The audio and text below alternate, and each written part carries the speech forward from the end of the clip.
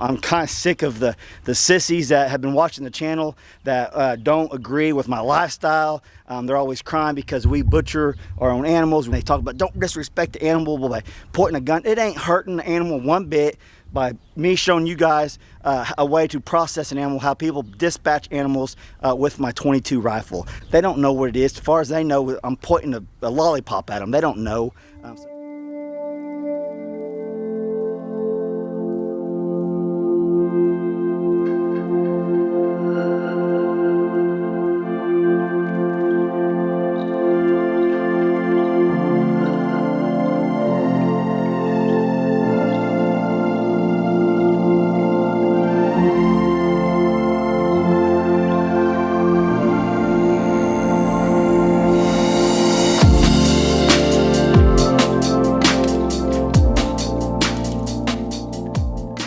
What's up, everybody? Welcome back to the channel.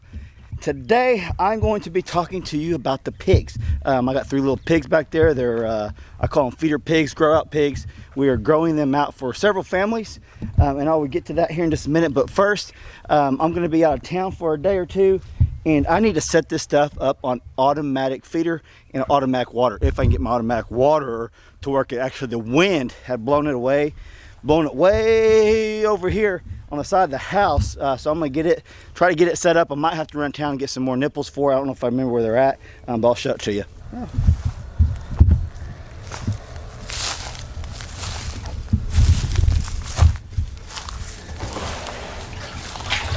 There we go. There's one nipple in there still. I'll have to go buy another one. All right. Okay, so I got my water. I'm missing one nipple. I'm not exactly sure if I know where I put it. I'm probably not, so I'll probably have to go to Tractor Supply and get another one.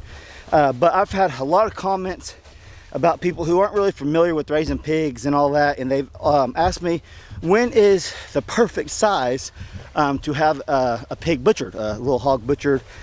And I'll talk about that here in just a minute. And because there's a lot of y'all don't really know. I didn't know whenever I first started raising pigs what's the perfect size till you start researching it. But for these little things, I get my pigs in the spring, and I always have them processed in the fall. So late October, early November, that's the ideal. About March or April is whenever I get my pigs, and then I keep them till October, November. Always seems to do really well for me. Between 250 pounds seems like the magic number you want to try to get to. That's usually where you get the most back for your bacon. So if you're into bacon, which I think most of you guys are, try to shoot for a 250 pound goal on these little pigs. They won't be so little back then. But if you get to 250 pounds, that's a really good goal. 250, 300 is where I like to be. I take them in there between 215, 225, just because I thought they were bigger than they really were. It's good to have a scale, but most people I know do not have scale. I don't have a scale. You can take these once they get bigger. You could do their girth and their length and all that times whatever to get a pretty good estimate. I've done videos on that. But yeah, so you can actually get a pretty good guess by taping them. So if you can get your pigs between 250 and 300 pounds, you're doing awesome. So I'm gonna try to set this automatic stuff up. I'll show you guys what I'm doing. And now they're peeing in their little waller. Pigs love to have a little waller to get around in. They have to have it to protect from the shade, because pigs do not sweat. If you didn't know that, pigs don't sweat like I do.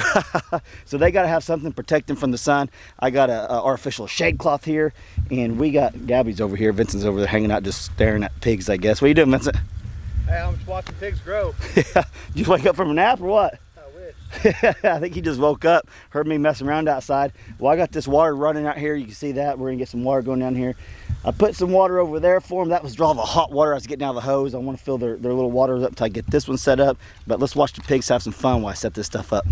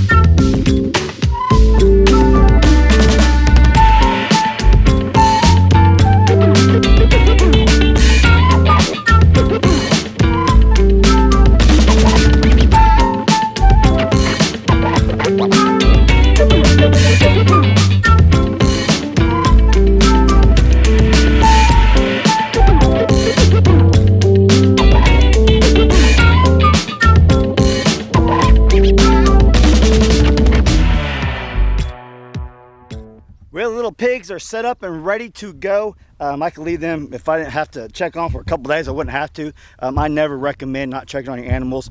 I check on every day, so I don't recommend not, because you never know. One of them, I better turn that electric fence back on. You never know, one of them could get hung up doing something. I've had sheep get hung up in fences before, so you got to check your animals daily. Will they be okay probably for the next week? More than likely, yes. Emergency situations, then yes, you don't check them.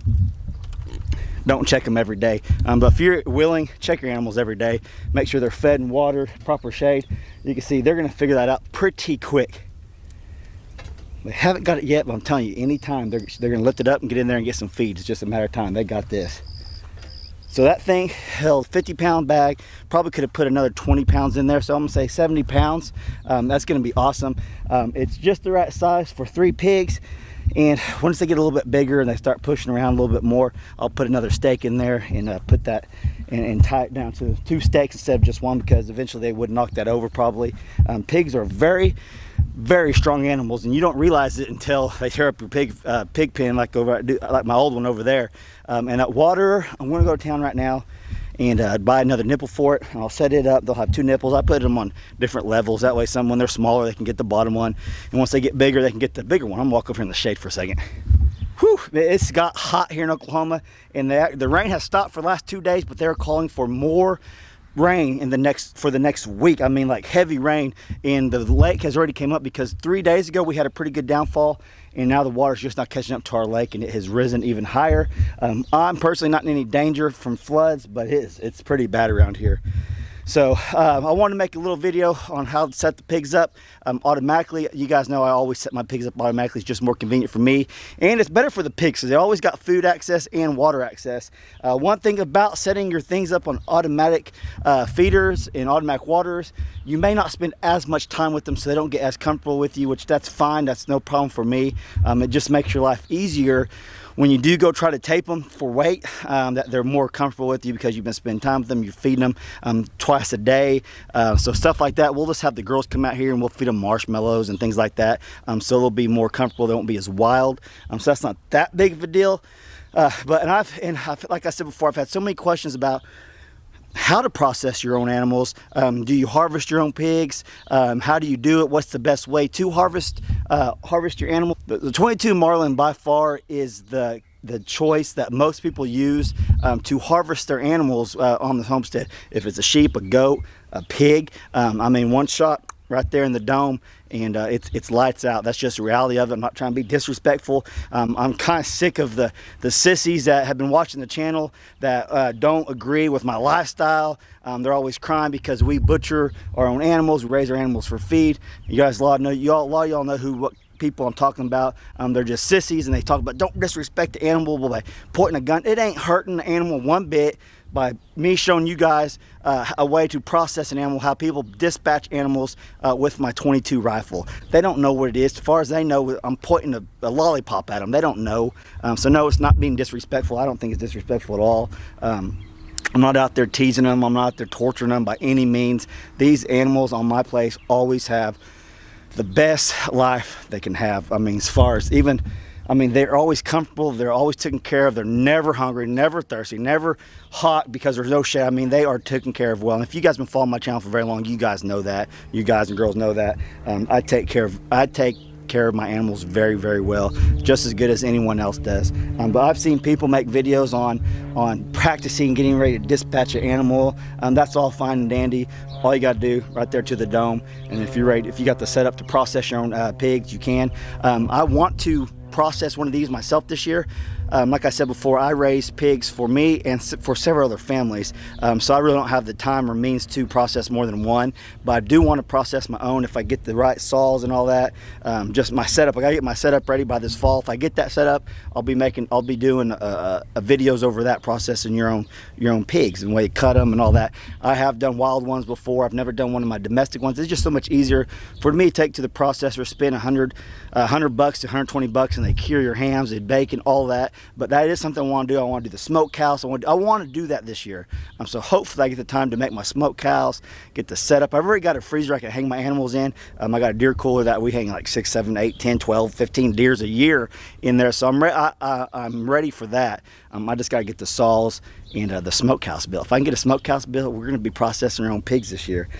So I'll be making a lot more pig videos. If you guys got any questions for me about pigs, leave me comments down below. Pigs are by far my favorite animal to raise. I'm not an expert by any means, but I've raised a lot of pigs and I've always had great success. Out of the 6 or 7 years I've been raising pigs, I've lost one, and that was my fault.